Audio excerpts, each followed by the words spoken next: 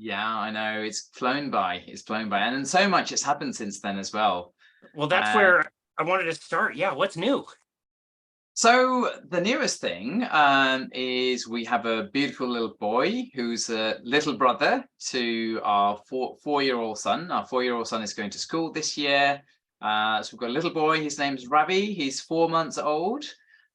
He's doing really, really great. My wife had a really good pregnancy. The birth was fantastic, and yeah, we're so happy. Healthy, happy boy. You can't ask for more. My wife is really healthy and happy. Yeah. So that's the newest thing. And then in terms of my charity work, the charity that I volunteer for, the Public Health Collaboration, recently had their annual conference, which we definitely want to get into that in quite a bit of detail because, it was awesome. It was like Woodstock for health nerds. Like, it was just awesome. We had Dr. Sean Baker, we had Professor Ben Bickman, Dr. Georgia Eade, Dr. David Unwin, Dr. Jen Unwin, his wife, Professor Roy Taylor, Patrick Holford, Dr. Campbell Murdoch, Jane Buxton, the author of The Great Plant-Based Con, James, James Cracknell, the Olympic gold medal winning kind of rower. We had so many people. And we got into so many topics, so many great kind of lectures, so many great debates and panel kind of sessions. It was just awesome. I cannot wait to deep dive into that. That conference was not exactly in my backyard this year. I've been to two already, which has been fantastic. I've been to Low Carb Denver 2023 and also KetoCon 2023. It was Yeah. wonderful to meet so many people there and recount some of the stories and everything. It's like Woodstock, dude. It's like this amazing concert event with all of the best people. They all have such amazing energy all day, every day, because they're all low carb. So everybody is happy and energetic, and it's just a wonderful vibe. Are you still buzzing from the conference? Yes, I loved it. I loved every minute. Unfortunately, I couldn't make it for the first day because I had some work deadlines. This year's a big year for us as a family. New baby, new job, new house, and but I went for the second day. I got to shake Dr. Sean Baker's hand, and he is such a gentleman. He's such a gentleman, such an amazing human being. And he's huge. He's like kind of if there's an advocate for how healthy you can become by doing lifestyle changes like carnivore, for example, he is that advocate because he's walking the walk. He's not just talking the talk. He's he's 6'5", 6'6", and he's like so built. Yeah, I was gonna say just the practical sense of shaking his hand is like no easy task. It's a big hand, dude. Yes, it's a big hand. It's a That's big hand, amazing. and Before he's we, such a gentleman. yeah, he really is. He's so kind. Did he do the same thing that he does at the conferences that I've been at, where he will talk to anybody anytime for as long as they like. He will stay there and take pictures as long as people like, and he's just happy and friendly and just chill. Yes, he's such a kind, gentle human being. He's so patient. He will, as you said, he will talk to anybody and everybody. He's really interested in people. He's such a gentleman. Yeah, that's fantastic. Okay, so before we get to some of the details on the conference itself, I do want to ask you a little bit more about your personal life. I would love it if you could retell your story about how you found low carb to begin with. But before we go there, remind me, I believe you were not quite low carbohydrate when you had your first child. Is that correct? Yes, that's right. So Roshan, my first son, he was born in November 2018. So at that time, I didn't really know about low carb or intermittent fasting or anything like that. Unknown to me, I would have been pre-diabetic at the time and on my way to becoming obese. I was already overweight. And after he was born, I guess the stress of I'd changed jobs then as well. So the stress of a new job, having a baby, being a dad for the first time, the way I used to cope with stress is to overeat, and obviously it's not going to be kind of steak and eggs. At the time, I was eating junk food. ultra processed foods, and I really piled on the weight, and yeah, became obese and pre-diabetic, and it's thanks to my wife actually that I got the real kick up the backside to really invest the time and the energy to, I guess, fix myself, because this is what lifestyle change is all about, because nobody can save you, but you are more than capable of saving yourself, and that's true for anyone. Yeah. No, I absolutely love that. So before we talk about the rest of the family, let's talk about you. How did this childbirth compare to the last one when you were not low carbohydrate? It was so much less stress and so much more joyful, because um, I'm in such a better place physically and mentally than I was 4 years ago, nearly 5 years ago. And the surprising thing is my wife has always been slim, has never had any health problems, has never been on a diet, never needed to go on a diet. But even she's noticed some huge differences this time around, because since I went low carb and really started focusing on real food, she started eating real food all the time and low carb quite a lot of the time as well. But we were looking at pictures of her 5 years ago, leading up to the birth of our first son, and around the time our first son was born, and comparing to how she feels, how she felt during the pregnancy, and how she was after the birth. And, she felt so much better. And she, she's so much slimmer, so much slimmer.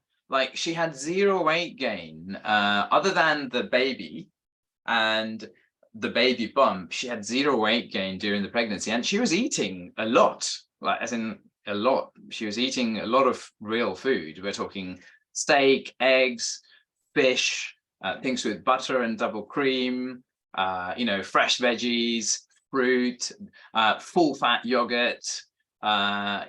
She was eating really nutrient dense, calorie dense foods, which was delicious, cheese, nuts, and she didn't have any excess weight gain. So it was almost like her baby bump was kind of stuck on. And from certain angles, you could not tell that she was pregnant. Wow. Yeah. Wow, that's amazing. Wow. And so I don't think a lot of people understand, unless you've gone low carb, I don't think a lot of people understand how vast the change is in the brain. And that's what kept me on a carnivore diet for now over 4 years. It's easy to maintain a carnivore diet because I don't stress out about things. I don't have anxiety nearly as much.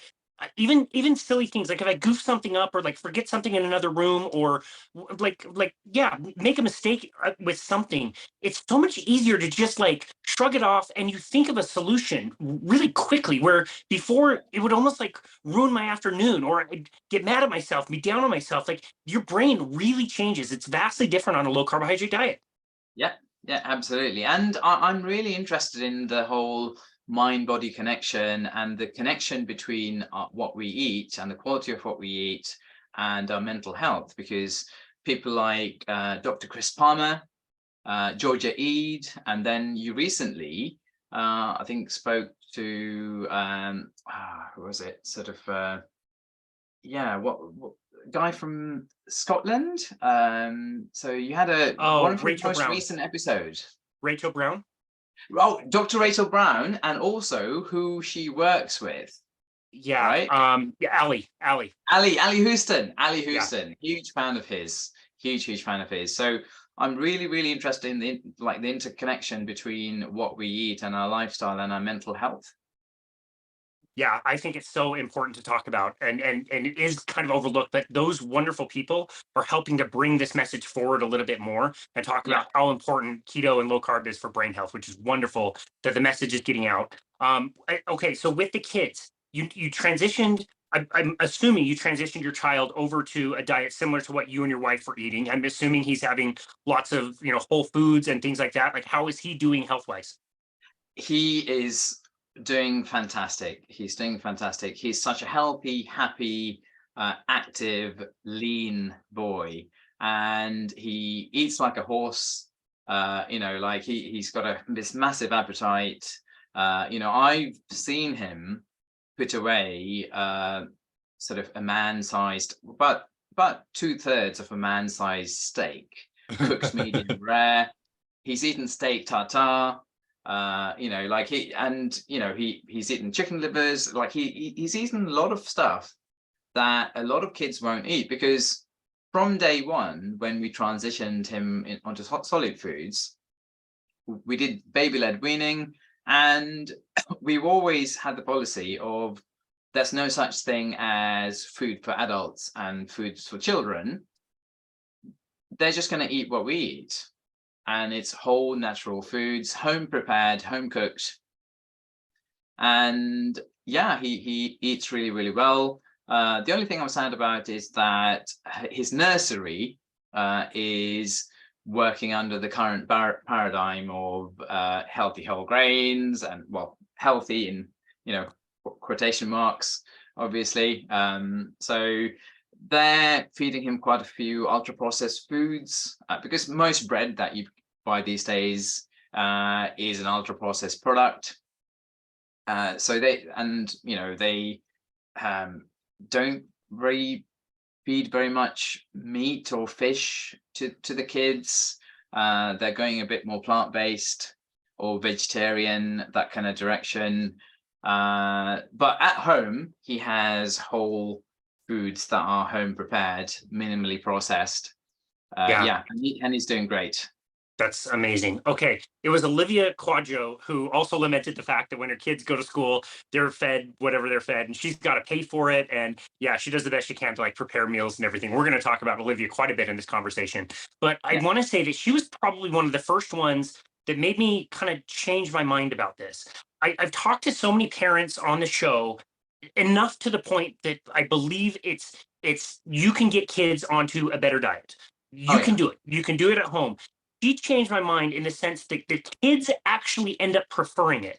And now I think I've heard enough parents say, my kid is self-selecting it. Olivia's kids, like your kids, beautiful, active, happy, and her daughter is getting, praised for doing well in school and doing well in sports, and her skin is better and she enjoys it. And it's like kids prefer this way of eating too. Would you say you agree with that? 100%, 100%. Like, he's so okay. So he does like the ultra processed foods, but he eats so well at home. It kind of sets him up for the day because he has a nutrient dense breakfast.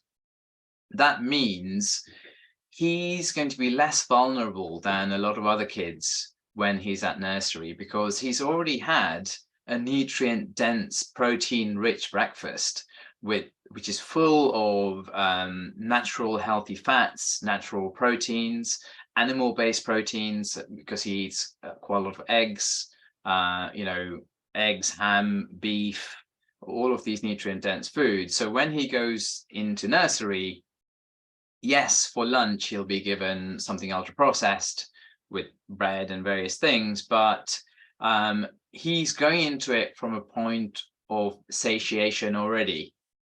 Yeah. Satiation already. So he's not going to be gorging himself because he's had a really poor ultra processed breakfast, like a lot of kids. A lot of kids will have some grain based ultra processed food with skim milk for breakfast. And is it any wonder if they're hungry and they need snacks? Right? My entire school day. That was my entire school day. I was exhausted all the time. Yeah.